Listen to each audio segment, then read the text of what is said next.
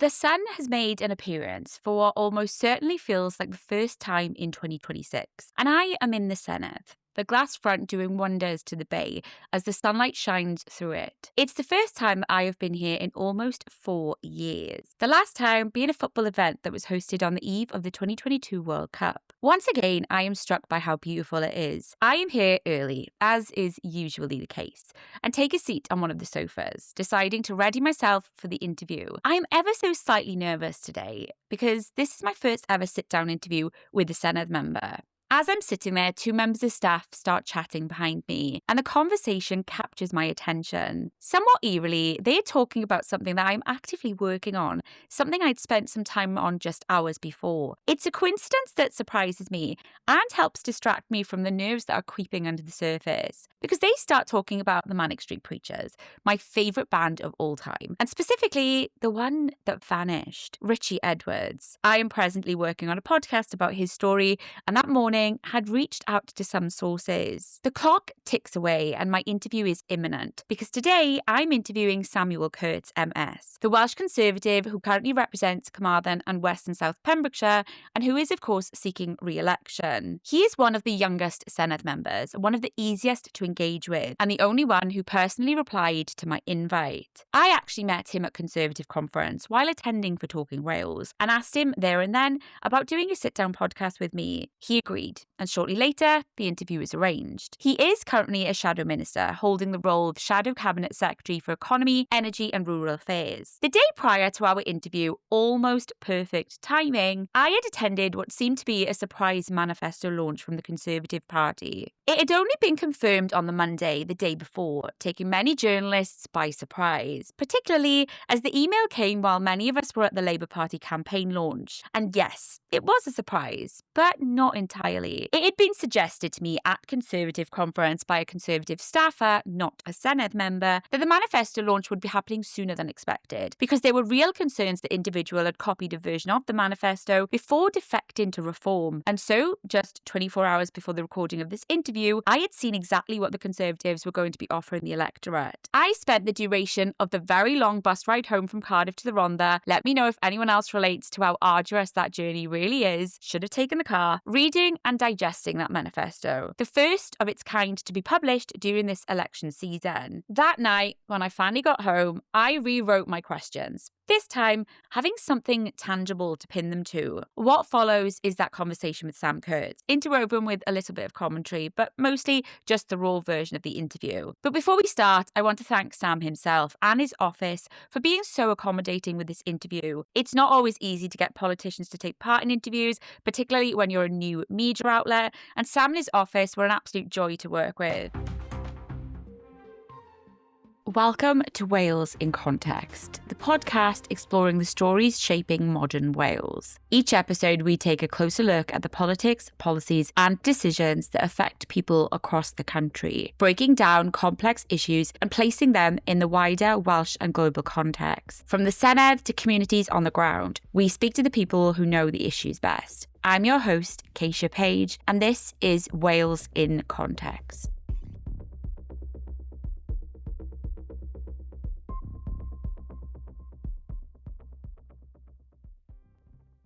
Speech you gave, I think it was at the Conservative conference, about your name. Yes. I just think that's such an interesting backstory. My first name or second name? My second name. Yeah, it is. And it's something that I'm proud of because my family story is one that is shared amongst a number of people. There was a lot of Italian prisoners of war, German prisoners of war here in Wales who decided to stay. And I think it's something that is unique to me in that sense in the political sphere.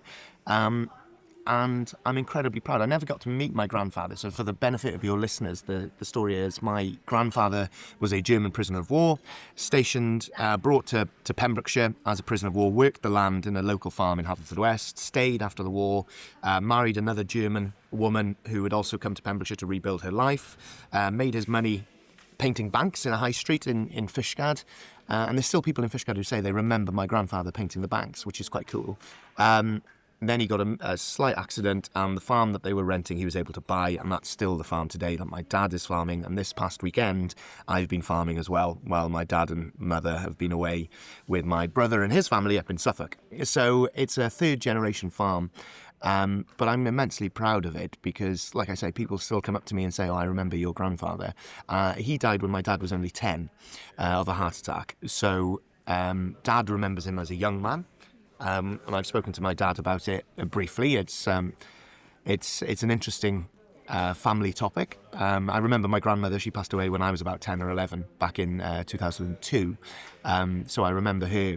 And it was a traditional German couple. There was, the house was very Germanic. There was family members from Germany coming over.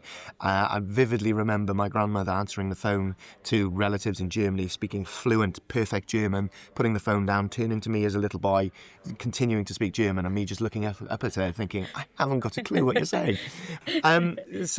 That's one regret, is I don't speak German, and my brother now ironically works out in Germany quite a bit, and his name is Stefan. So Stefan Kurtz is actually quite a Germanic name in itself, so a lot of his colleagues are speaking German to him now, and he's like, no, sorry, Welsh, but no German. So that's where the name comes from, and I'm proud of it, and it's caused me a few angsts growing up, as you can imagine, but actually it's part of my story, it's part of my family story, and I think there's no shame in leaning into it and being proud of that. Oh no, definitely agree. My origin story is that I am a historian, and particularly German history. Yeah. So when I heard that story, I was like, that is really interesting. So I knew I had to ask about that. Yeah. So when did you realise you were a conservative? I did read a story that you were told when you were in uni, and I've got this vision of my head of like the Harry Potter scene when he sits him down and it's like, you're a wizard, Harry. It's like, you're a conservative, Sam. Not quite. My lecturer wasn't as big as Hagrid, but he was brilliant. It was 2010 general election. I voted for the local Conservative MP, Stephen Crabb, because I'd met him. He played rugby, he was local, and I thought, yeah, he's a good guy. And so I voted for him and was quite interested in Cameronism, Cameronite politics, sort of new. He was young in comparison to Gordon Brown and others. I thought the fact that it was a coalition was quite interesting because that was obviously quite rare at the time, or has been quite rare in UK politics anyway. Went to university, and for whatever reason, in tutorials, lectures, I was defending Conservative viewpoints. And so my lecturer basically did say, right, you're obviously Conservative. What's your end goal? What are you going to do with it? And I was like, oh my God, I don't know. My idea was going into studying politics at uni to become a journalist. That was always priority number one. I did my work experience during uni at a local startup paper in West Wales, Pembrokeshire Herald. Worked there for a few years, then worked for the Western Telegraph. Journalism for me was priority number one and route one. So when he said that you're obviously a Conservative, I instantly thought, oh, actually, if I want to be credible as a journalist, I need to be neutral. So I never joined the party. I was completely politically neutral, or tried to be to the best of my abilities, but I always enjoyed debate. I grew up within the Young Farmers movement, which public speaking debates is part and parcel of it, so I've always enjoyed having a viewpoint and putting it across. But I didn't join the party until late 2016, after I just started working for the MP, which again was an opportunity that I didn't know existed. Like, no careers advices, oh, by the way, you can go into politics this way, or anything like that. So that's where I joined the party, and the rest is history, as they say. That's 10 years ago now. It's about this point in the interview that I realised I was probably in university around the same time as Samuel Kurtz. I think I'm probably 1 or 2 years older than him. For context, it was just after the Conservatives and the Liberal Democrats went into that infamous coalition. And by the end of the year, universities around the country were roiling. Tuition fees were trebled, and many students took to the streets in protest. The protests and rallies in the capital cities were huge, and they were shortly followed by the occupation movement, something that definitely had a presence in my university, Aberystwyth. From my perspective, I always thought it must have been a hard time to be a Conservative supporter, party member, or voter at that time. And so I asked him if it was. That's an interesting question. They'd obviously won the general election but not formed a majority. Working with the Lib Dems, tuition fees, as a student at that point, tuition fees was obviously the number one point.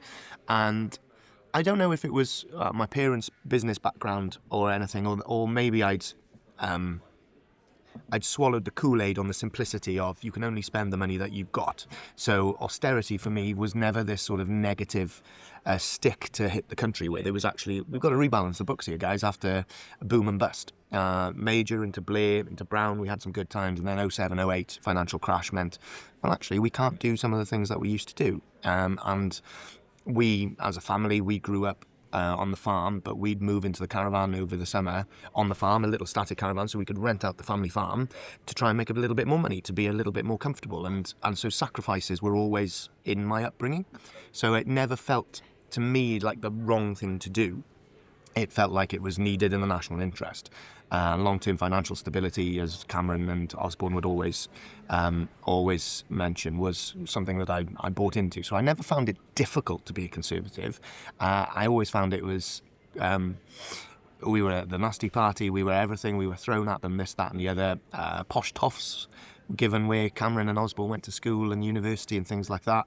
But as a local comprehensive boy from West Wales, I kind of stood there going, well, hang on, like this is not quite what you're saying. If I'm my upbringing and my family's background, and I'm a Conservative, a Welsh Conservative, then I think that says more about the person saying the critique rather than the basis of their critique. This, to me, reiterated the importance that background plays in political decisions. We were both becoming politically alert during the same time period, arguably in the same climate. But we both went in completely different directions. I joined one party, I'm no longer a member or active supporter, and he joined the other. Culturally, we may have been having a similar experience, seeing the same kind of things, but our understanding of those were defined by our backgrounds, and that seems to have affected the political decisions we both made.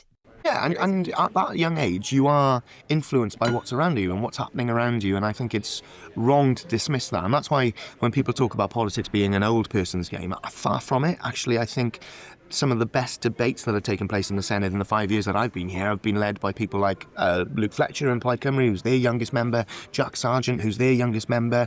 I've tried to contribute as best as I can over the 5 years with my views and my backgrounds and what's influenced me, knowing that I represent a constituency and constituents in there who may differ, but it's important that we recognise that we do have a personality behind the politician that needs to be seen and heard and replicated in the discussion. Yeah. So moving on from that then, so I think we should start with farming, because I think that's the one issue that the Conservatives can really stand on kind of business with in a way that maybe the other parties can't. And obviously you've got a personal element to that as well. I do. So what would you say to someone who doesn't have any experience of farming, or, you know, like myself, who lives in the valleys, doesn't come into contact with it on a daily basis? What are the biggest priorities and difficulties facing farms? So it would be the 4 acronyms. It would be TB, bovine TB and the disease. It would be NVZs, nitrate vulnerable zones, water pollution. It would be the SFS, the Sustainable Farming Scheme, the replacement to Basic Payment Scheme, European funding, and it would be IHT, inheritance tax. So those 4 things, out of 3 of them are devolved: TB, SFS and NVZs. And those are the things that are impacting farmers on a day-to-day basis, especially now as the new scheme is about to launch ahead of the election, and it'll be in situ by the election in May. Bovine TB is something that I've come in close contact with friends who've lost herds, and some friends who've contemplated doing things that I wish they hadn't contemplated for the strain, the mental strain and physical strain that it puts on a farm, seeing their pride and joy, the animals they love, especially if they're a farm that shows animals and they care deeply for them, to feel completely helpless in this disease eradicating the herd and the work that they've done to build up a genetic pool of high quality yielding dairy cattle predominantly, for them to then feel like the rug is completely pulled from underneath them because for over 20 years we've failed to get to grips with this disease where other countries have. That, I think, is one, in terms of agricultural policy, is one of the biggest failures in devolution, is the inability to tackle the disease in both wildlife and livestock. And I think that's an important distinction where we have on other parties, is we understand that the reservoir of the disease exists in livestock, and there's cow-to-cow transmission, but there's also wild wildlife reservoirs of the disease where animals are transferring it between themselves, but also to cattle. So we've got a more holistic plan to deal with this, looking at the evidence that exists elsewhere and targeting it where it's necessary, not a blanket approach to this. This is actually understanding the genealogy of the disease, where it is. The evidence suggests that you can actually tell where the bovine bacterium comes from, so whether it's a cow-to-cow transmission or wildlife-to-cow transmission, to allow us to be far more targeted and not leaving political dogma get in the way of sorting this, which has been, unfortunately, the current government, the Labour manifesto had a line in there about forbidding tackling the disease in wildlife, which gave no hope to farmers. So that's bovine TB. NVZ's water pollution is a hugely hot topic, and everybody wants to improve water quality in Wales. Agriculture has a part to play. My argument is, again, looking at the evidence that exists from other countries that have introduced NVZ regulations, which are a European directive, Republic of Ireland. You actually have an open and closed period where you can spread slurry or not spread slurry. Doesn't matter what the weather conditions are like, what the soil conditions are like, and you end up having spiked nitrates in your waterways. So everybody, as soon as the date comes that you can start spreading slurry, everybody goes out and spreads slurry because capacity is an issue. From that, is a spike nitrate in your waterways. You're not actually fixing the problem, you're just delaying it in or staggering it in different parts of the year. Gave all this evidence to the then minister, and it was ignored. And I just found that was my biggest sort of learning curve, is good idea is a good idea. Let's learn from where things have happened and haven't done as expected, and let's do things differently. And there's a really interesting project at Kaiesha College, Carmarthenshire, Project Slurry, using real life data to be able to maximise the efficiency of slurry spreading, so that the soil conditions are right, the weather conditions are right, the water quality is right, so that it's more accurate rather than just going by calendar. So that's that. And then the third one is obviously the SFS, the replacement of BPS. It led to protests across Wales. It led to me standing on the steps of the Senedd and addressing about 4,500 farmers, which is still a bit of a pinch me moment for a farmer's son, especially. And knowing that my dad was there as well in the crowd was pretty special for me. Complete tangent. The story I told on the steps of the Senedd was back in 2019. My dad fell very unwell and was in intensive care for a few weeks with necrotizing pancreatitis, which is horrible for anybody who knows of it. And what I was so touched with and touched by is when we were at the hospital, we'd come home and there'd be food on the table by a local farmer had just made something and put it ready for us. And when things weren't looking great, a local farmer stepped in and helped me sort out cattle to get them sold. And so that farming community really rallied around us as a family back in 2019. And I shared that experience on the steps of the Senedd, knowing my dad was there, and that was pretty special. Back to the SFS. So it's a replacement for it. It now has 3 tiers: universal, optional and collaborative. The universal tier of baseline payment will offer some level of stability to farmers, with optional and collaborative being where the most environmental benefit will be done. We think the balance is incorrect. The scaffolding's right, so the structure of the support scheme is right, and it's better than some of the schemes in England. It's a whole farm scheme, and it's made in Wales for Wales, which is good. It now recognises things like tenant farmers, which initially it didn't under the previous minister, which is a positive. But we think food security and food productivity needs to be more integral to it, especially given what's happening in the world at the moment, following the invasion of the Ukraine, following what's happening in the Middle East at the moment. Food security is national security, so increasing food security and productivity is paramount for us in that, and ensuring that universal tier, that baseline payment, is never cut. Whereas the Welsh Government have said that it's money going to move away from that. Actually, we think that's the wrong way of doing it. Farmers need stability. Milk prices crashing at the moment. Farmers need that stability payment. So any idea of cutting that is a no-no for us. So those are the 3 big issues for farmers at the moment. I could talk at great length about it because it's something that I'm very passionate about, and I've been very fortunate to be given the portfolio on something that I am passionate about, but personally involved in as well. And I'm always declaring my interest here, there, and everywhere on it. But it matters, though. Yeah, and for me, I know that I have friends and people who know me outside of politics who will bring me to task if I don't do what they perceive to be right or what I need to do to stand up for farmers, and that's a good motivator. And And I've been very privileged to do it for 4 years, for 4.5 years actually. So ignoring all the polls for a minute, is always, if you were able to hold that position in the government, do you think that would be like one of the big assets for you, is that you do have that personal experience, and so you are coming out from a really knowledgeable place in that? I think so. I think any minister, prospective minister or shadow minister, if they've got personal experience in a field, is a benefit. I'm not one for these where you have to have someone, if you're going to be the health minister, you have to have a health background. I don't think that's always the best case, because sometimes a fresh pair of eyes on something is really good, and the further away from a coalface you are, the more broader perspective you can get on a topic. But I think one thing that I noticed in the 4.5 years, 5 years, is the relationship between rural Wales and the Welsh Government just completely disintegrated. And it broke down under the previous minister. The current minister and cabinet secretaries worked hard to rebuild it. I think the benefit I would have is an element of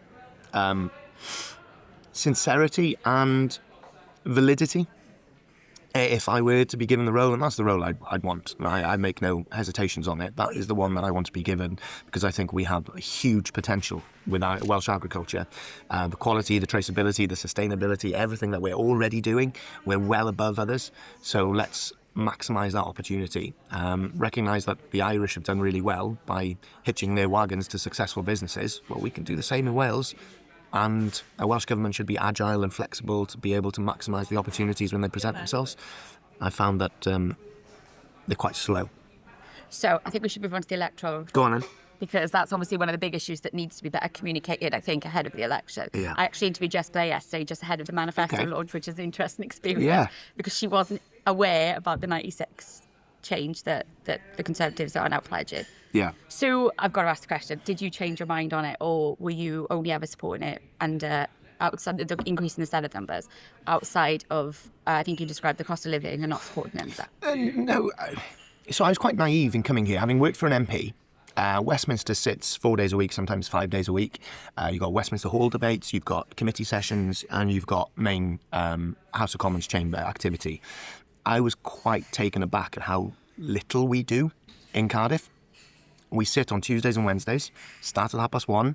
Yesterday, even though we had legislation, we were finished relatively early. Maybe I'm a bit of I'm a turkey voting for Christmas here, but we should be working harder in Cardiff. We should be stressing ourselves, not mentally stressing ourselves, but stressing the time that we have more and getting through more work in the chamber than we're currently doing, even if that was increasing the days to a Thursday, a sitting day on a Thursday, so that some of the backbench stuff or committee stuff could get done. If you think of the last couple of weeks we've got now, we're rushing through legislation because there was the issue with under Vaughan Gethin's first ministership that things just didn't happen. But also now they've realised that we haven't got much time, so they've got to squeeze things through. So I really think there was an opportunity of doing things before even thinking about 96 members or expanding the Senedd, of looking at the working week and making that work better for politics. And I think that's a real missed opportunity. And out on doors, there's no justification for 96, I can find, in everything that's happening at the moment, in the quality of legislation that's come through. If you look at something that's coming through at the moment, the greyhound racing bill, banning greyhound racing, that's up for potential judicial review. Because of the poor quality of that legislation. And I was sitting on the LJC committee when it went through, and it's just bad legislation. So how more members isn't going to prevent that bad legislation if people are scrutinising it in depth now and the government is still pursuing it because it was a budget deal with the Lib Dems. That's not going to be prevented with 96 members. So it's this false prophecy that more members equals better scrutiny, especially as well if they're advocating for an increased number of ministerial positions. So the proportionality between backbenchers and frontbenchers or government ministers remains the same. So that proportionality on scrutiny remains the same. So, yeah, not for me. It's an interesting way of looking at it, actually. I don't think there's much discussion happening around the calendar and how that operates. Yeah, and I just think, let's work harder. It's a privilege doing this job. You are entrusted to do something, and with that comes responsibility. That responsibility means being here in Cardiff, getting rid of the hybrid voting system, getting rid of hybrid contributions in the chamber. I think it does us down. We're the only parliament left in the UK that does that. And you have to make sacrifices for this privilege. Not everybody gets to do this job. And so because of that, you have to recognise the privilege that it is and some of the sacrifices that need to be made. And that means working hard. And I'm not saying that members aren't working hard. I just think time could be better spent here in Cardiff, in the chamber, doing what's needed, the legislative and the democratic process, rather than 2 days on a Tuesday and Wednesday. And what are your thoughts about the new electoral system? Just based, if you were communicating that to your constituents, what? I don't think anybody's happy with it, right? I think it's the worst of all systems. And I like first past the post for its simplicity and the direct correlation between an elected member and their constituents. You like me or you don't like me, you can vote for me or you can vote against me. The empowering parties on the list system, I think, is wrong. Every party membership is a sort of super version of that party. So Labour will be further left, Plaid will be further left, Conservatives will be slightly further right membership than the general population who aren't members of parties. So I don't think that builds a consensus of politics. I think the fact that it was concocted by Mark Drakeford and Adam Price via letter to the committee just stunk a little bit. You set up a committee to look at the future of the electoral system in Wales, and then the committee just goes, oh, yeah, we've had this letter, we'll just do that.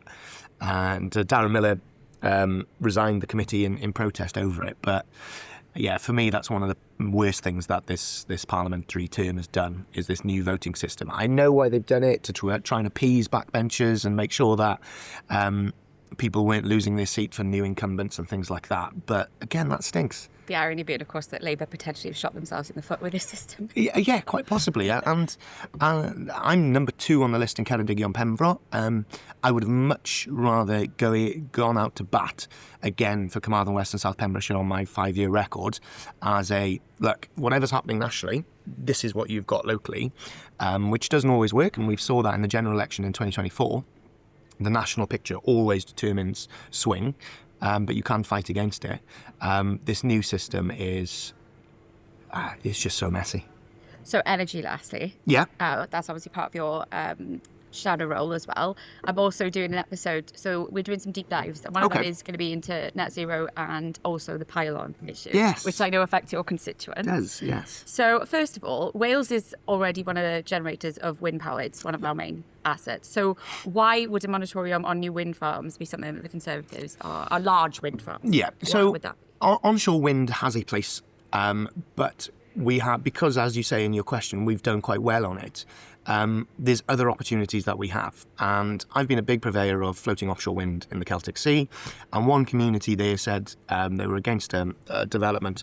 They said, look, we have, literally pointing out at the sea, we have this huge opportunity here which could power millions of homes, yet we're focusing on some turbines on the land which won't power local homes, which won't have a domestic production line, which won't have the supply chain support, which won't benefit the local economy. So why are we prioritising that over the larger scale opportunities that exist? And I think that's a fair challenge on it. And I think we've moved far too slow on floating offshore wind. Our ports aren't ready. Avonmouth are moving ahead. We've done a lot of work on this in the Economy, Trade and Rural Affairs Committee that I sit on, Luke Fletcher as well. We've worked quite hard on this and saying, look, Wales has an opportunity, but we're letting it slip away. New nuclear, a huge advocate for new nuclear, SMRs and large-scale nuclear, that base load. So if you take a step back and think of the grid historically has at its end a power station, creating power, sending it up the grid to users. Problem with the grid now is it's changed because so many people have solar panels or their own turbines or anything that's like that. The grid is in a bit more of a flux. It's going back and forth rather than the traditional sort of from power station to user. But what nuclear and the gas-fired power station that exists in Pembroke in my constituency offer is baseload capacity to allow the grid to maintain a baseload so it doesn't have these weird fluxes that create outages like we saw on the Iberian Peninsula last summer. So that's where I think our energy future exists. Onshore wind has had an interesting place to play. I think communities genuinely feel in some areas that it's been exploitative, where they've seen companies come in, build turbines, no real local jobs, maybe the local football teams had a bit of sponsorship, but those electrons being generated are going out of that area. They see no benefit in their bills, they see no benefit in the local economy, and they're turning around and go, well, hang on, what benefit have we seen here? So that's my push to other organisations, is saying the age of just community benefit being a sports club getting a bit of new kit is long gone. You have to come up with a more strategic vision of community benefit now, be that postcode areas having reduced bills, or even more seismic, working with local authorities, knowing that the challenge on social care sector is so great. Why aren't we looking more strategically on some of these opportunities? And I think that's where the next Senedd parliamentary term will look, is how best community benefit can be maximised for the communities rather than just superficial bits and bobs. And I think that's an exciting place, because we have such opportunities in the Celtic Sea with renewable energy more broadly and with nuclear, that Wales can be at the forefront of this. But I will caveat it by saying I'm a big fan of oil and gas. Oil and gas is hugely important to my constituency, it's hugely important to our economy, and it's going to exist as a fuel source for generations to come. So I'm not one of these that will say, let's flick the switch off on oil and gas tomorrow. That would be hugely detrimental to communities and our economy. And given everything that's happening in the Middle East at the moment, the fact that we're not exploring our own reserves of oil and gas in the North Sea is to our detriment, when we have amazing capabilities in Pembroke, in Valero oil refinery, 2 LNG terminals and a gas-fired power station. 20% of the UK's energy needs comes through the port of Milford Haven in Pembrokeshire. Just goes to show how important we are. A hydrocarbon and petrochemical, hugely important to that, and that needs to remain on the table for a long time. There's 4 just final points to pick out, and they all come from that. So the first one is, I've got to say, Plaid Cymru supporters will be screaming it at us. Yeah. Crown Estate. Yes, devolution of the Crown Estate. If you devolve the Crown Estate, any financial benefit made from it will be taken away from the block grant.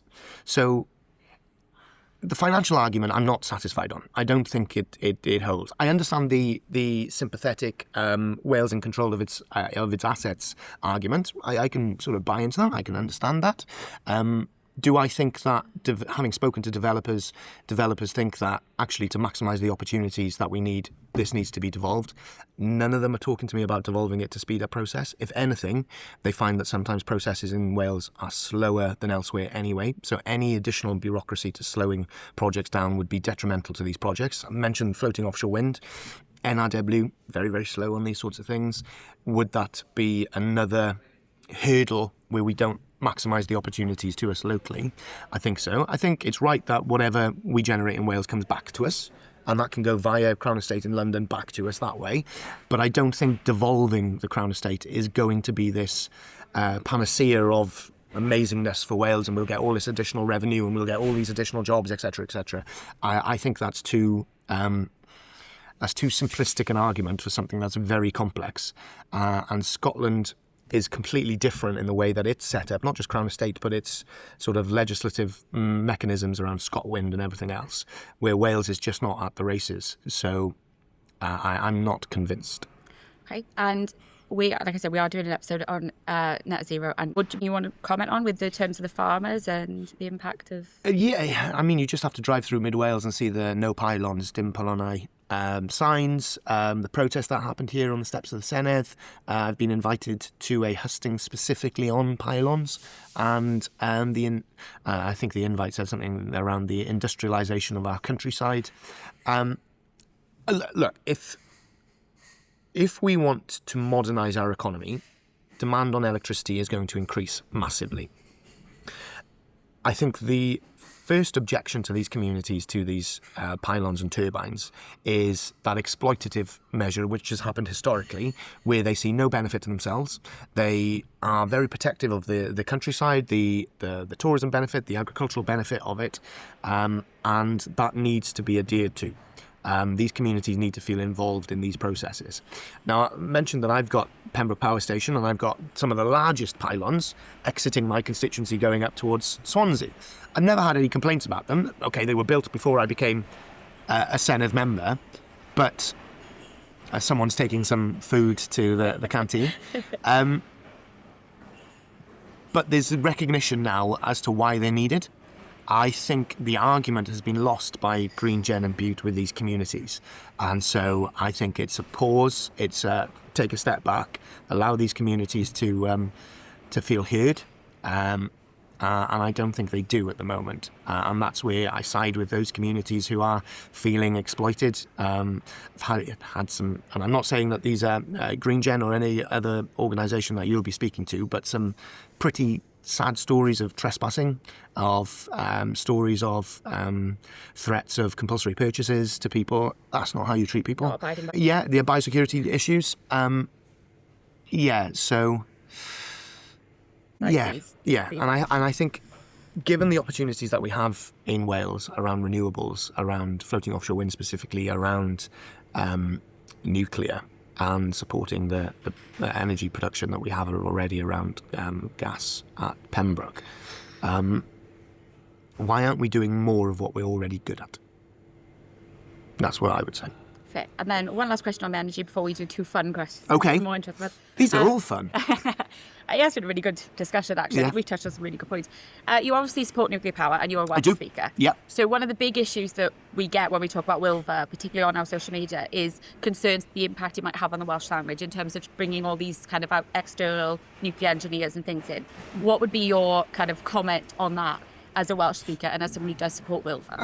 That can happen in any industry, anywhere, and we've seen it within the NHS, we've seen it within the oil and gas industry in Pembrokeshire, we've seen it in the steel industry, where workforce are required in an area for a project aren't necessarily Welsh speakers.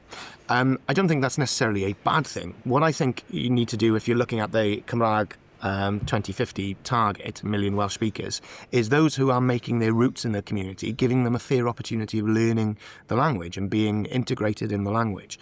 So I don't see it as a negative that this project may mean the diminishing amount of Welsh language being spoken in these areas.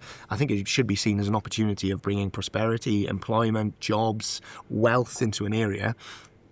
Firstly, wanting so the domestic local population can think they can stay there and work there and raise a family on the communities that they were born and raised in, speaking the language, or those moving into the area, integrate into the communities fully and feel that learning the language is an easy benefit to them as well. So I can understand the sort of concern on it, but I think the bigger picture net gain is one that needs to be fully explored. So, first of all, how are you feeling about the election? I'm really looking forward to it. Yeah. I'm really looking forward to it. I like speaking to people. I like getting out on the doorstep. Today, as we're recording this, the weather's lovely in Cardiff Bay, blue skies, and I'm looking forward to more of this weather out on the doorstep. It's going to be tough. It's going to be interesting as well. There's going to be so many changes taking place. Absolutely. We don't know who some of our opponents are in West Wales. We don't know. We don't know a lot. How people are going to react to the new voting system, how people are reacting to us as individuals, candidates, rather than the party, vice versa. So, I'm looking forward to it. And what is your proudest achievement? You've obviously told us one about addressing the farmers on the steps of the Senedd, but what would be your proudest achievement? So that is definitely up there. And then two, one policy and one local. The policy one is I helped bring about a change to TB rules around the slaughter of in-calf cows and heifers on farm, where in Wales basically you had to, if a cow that was pregnant tested positive for TB, it needed to be killed and the calf inside the womb would just drown inside the mother's womb, which is horrific for animal welfare and for farmers' welfare, having seen it as well. England had an opportunity where you could calf, the cow could calve, isolate, and then you cuddle the cow at a separate time so the calf doesn't die. I managed to bring that change into Wales, which I'm quite proud of, which has allowed choice for farmers in this sphere, which is important. And then locally, we had a really bad junction. This is incredibly boring for your listeners, but we had a really bad junction on the A477 that unfortunately had seen too many deaths over the last 10 or so years since the road was upgraded.